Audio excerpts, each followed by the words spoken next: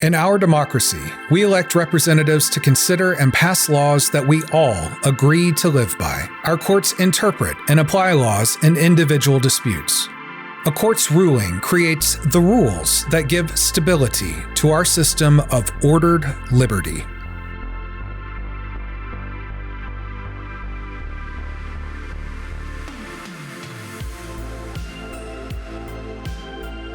In episode 1 of this series, we learned Americans have some work to do when it comes to learning about our government, and especially our courts. So let's get into it. Laws in the United States are made in two main ways.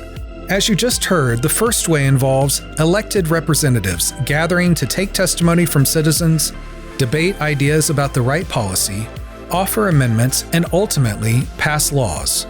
This can happen in your city council, your state legislature, or in Congress, which includes the House of Representatives and the Senate. When these elected representatives pass laws, they are known as statutes. No, not statues, statutes. That extra T makes a big difference.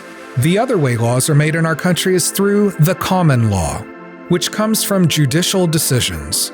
These are rules that are developed through cases that come before the court, building on prior rulings known as precedent.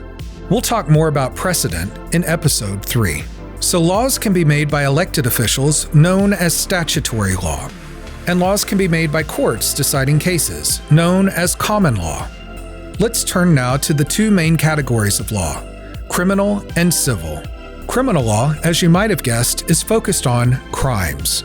A crime is behavior that is punishable as a public offense. Crimes can cover everything from murder to shoplifting. Instead of individuals bringing a dispute before a court, with a crime, the government decides whether to bring charges against someone in court. Punishment may include imprisonment. The Bill of Rights, found in the first 10 amendments to the U.S. Constitution, provide important protections for those accused of a crime.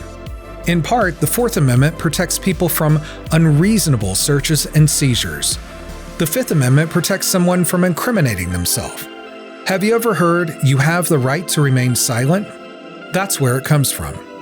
The Sixth Amendment guarantees the right to a speedy trial, and the Eighth Amendment protects against excessive bail, fines, or cruel and unusual punishment. Civil law regulates non-criminal rights and duties, covering many disputes between people, such as family, contract, property, or injury-related claims. The Seventh Amendment to the U.S. Constitution is a really important protection because it guarantees a jury trial in civil cases involving more than $20. We created a whole series about the Seventh Amendment and why it is important, and we hope you'll check it out. The right to bring your dispute before a jury of your peers protects all of your other rights. It is how we ensure everyday individuals are protected and our laws are upheld. This video series is made possible by the following sponsors and generous supporters like you.